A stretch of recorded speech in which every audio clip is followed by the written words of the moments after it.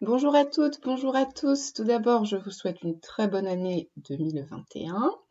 On se retrouve pour l'activité de la semaine. Nous sommes toujours dans notre axe Art and Power et on va travailler sur deux choses principalement aujourd'hui. Donc premièrement, des documents iconographiques. Documents iconographiques, c'est simplement en vérité des images.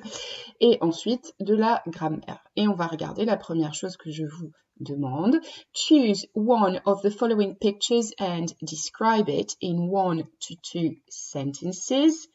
Explain the meaning of the art in English, 2 to 3 sentences. Use the vocabulary suggested.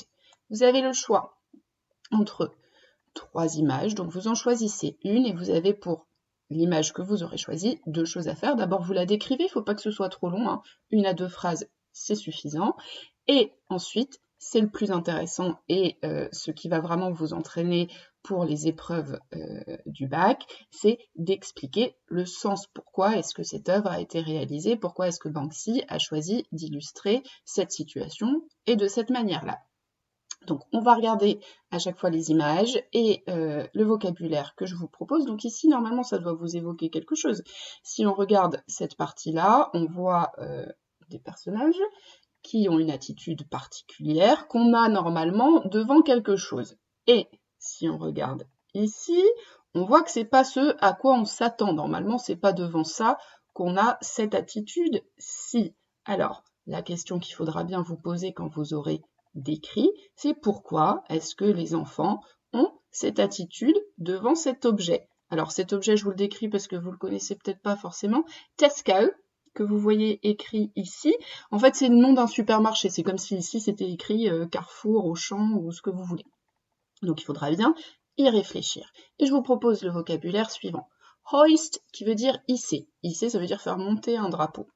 Flag, le drapeau. Plastic bag, le sac en plastique. Signpost, c'est un poteau indicateur, c'est ça, hein, c'est quelque chose que vous trouvez dans la rue. Donc vous voyez ici que Banksy, il a utilisé le décor qui se trouvait autour de lui pour faire son œuvre. Donc Tesco, on l'a dit, c'est un supermarché. Child, un enfant au singulier. Children, enfants au pluriel. Pledge, qu'on a déjà vu dans Pledge of Allegiance avant les vacances, c'est faire une promesse. Regardez bien comment sont mises leurs mains. Et look like, ressembler à. Donc il ressemble à quoi? Et quel est le message derrière ce graffiti? Ici, deuxième œuvre. Alors, vous avez donc l'enfant, vous voyez l'expression qu'il a sur son visage, donc vous la décrivez, mais surtout vous m'expliquez pourquoi il a cette expression-là, et la réponse, elle se trouve ici. Pensez bien à expliquer ce que Banksy cherche à critiquer, à dénoncer dans son œuvre. Le vocabulaire, kid, pour changer un petit peu de child, c'est un enfant un petit peu plus familier, hein, on pourrait traduire ça par gamin. Cry, pleurer. Shout, on voit sa bouche, hein. Crier. Icon, une icône. Donc les icônes ici, c'est ces petits dessins hein, qui représentent ici probablement un chat, un message. Le cœur, donc comme on dit, les likes. Hein. Et ici, les amis, les nouveaux amis, etc. Friend, ami, et throw a tantrum, piquer une crise. Donc c'est bien ce qui se passe ici sur l'image. La troisième œuvre que vous pouvez choisir, policeman au singulier, policier, policemen avec un E, les policiers au pluriel. Et il vaudrait peut-être mieux utiliser ici le terme Bobby, qui est le policier anglais, hein, vous le reconnaissez bien à son chapeau, d'accord? On les voit souvent dans les films, dans les séries. Kiss, qui veut dire embrasser ou s'embrasser. Vous allez voir que ça sera intéressant pour la grammaire et que c'est une question que vous me posez souvent quand vous voulez écrire Madame, comment on traduit le se? Et bien c'est ce qu'on va voir un petit peu plus tard et vous voyez qu'en fait souvent, comme ici, il ne se traduit pas.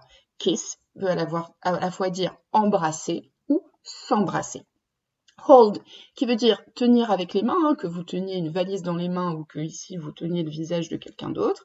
Donc face, le visage, et symbol, le symbole. Essayez de voir un policier, un Bobby, c'est un symbole de quoi? Que font-ils?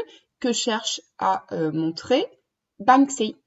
Attention, l'activité donc, que vous avez reçue par mail aujourd'hui, évidemment, elle continue sur la deuxième page et on passe à la partie grammaire. On va s'interroger sur les pronoms réfléchis. Alors ça tombe bien parce qu'en fait les pronoms réfléchis, ça peut être aussi ce ou moi-même, nous-mêmes, toi-même, etc., etc. Et on va voir comment est-ce qu'on peut exprimer ça en anglais. Vous avez une série d'exemples. Banksy never reveals himself in public. Donc, pour chacun des exemples, vous devez retrouver le sujet qui correspond à chaque pronom réfléchi en gras. Par exemple, himself, ça fait référence à quoi? À Banksy? À never? À reveals? À in? Ou à public? Et ainsi de suite pour toutes les phrases. En 2, vous devez trouver la phrase qui contient un pronom réfléchi qui sert à mettre le sujet en relief. Mettre le sujet en relief, ça veut dire en fait insister. Moi-même, par exemple, je ne mange pas trop de chocolat. Je pourrais très bien dire je ne mange pas trop de chocolat. Je décide d'insister pour dire que vraiment, alors moi, jamais je ne mange trop de chocolat. Moi-même, je ne mange pas trop de chocolat. Vous voyez que j'ai mis le sujet en relief. Eh bien, il y a une phrase qui correspond à cette idée-là, là-dedans. Vous me dites laquelle. Et enfin, vous vous concentrez sur le sens de by plus pronom réfléchi que vous retrouvez ici, par exemple. Leave me alone. I want to finish this mural by myself. Qu'est-ce que ça veut dire ce by myself? Alors, ici, vous avez les règles de l'utilisation des pronoms réfléchis. La première, c'est que lorsque le sujet et le complément d'un verbe correspondent à la même personne, on emploie un pronom réfléchi. Vous allez voir dans l'exemple. The young street artist was pleased with himself. Le jeune artiste de rue était content de lui-même. D'accord? Donc, il était bien content de ce que lui-même avait fait. En 2, les pronoms réfléchis peuvent servir à mettre le sujet en relief, c'est ce que je vous expliquais avec mon exemple du chocolat il y a 30 secondes. The artist himself wrote the biography. C'est l'artiste lui-même qui a écrit la biographie. Et enfin, le point 3, les verbes pronominaux en français se plus verbe, ce que je vous disais tout à l'heure sur s'embrasser, ne correspondent pas toujours à l'emploi d'un pronom réfléchi en anglais. Je me concentre sur ce dessin. Vous voyez que c'est se concentrer, le se n'est pas traduit. I am concentrating on this drawing. Et vous avez un petit exercice à faire. Donc vous devez compléter les phrases en utilisant les pronoms réfléchis. Donc les pronoms réfléchis, c'est myself, yourself, himself si c'est un garçon, herself si c'est une fille, itself si c'est un objet, un animal, ourselves, nous-mêmes, yourselves, vous-même au pluriel, et themselves, eux-mêmes, que ce soit des femmes, des hommes ou des objets. Et donc, vous complétez les 3 phrases qui sont ici. Vous m'envoyez votre travail par mail. Vous n'hésitez pas, si vous avez des questions, vous me contactez. Et on se retrouve très bientôt. Bye bye!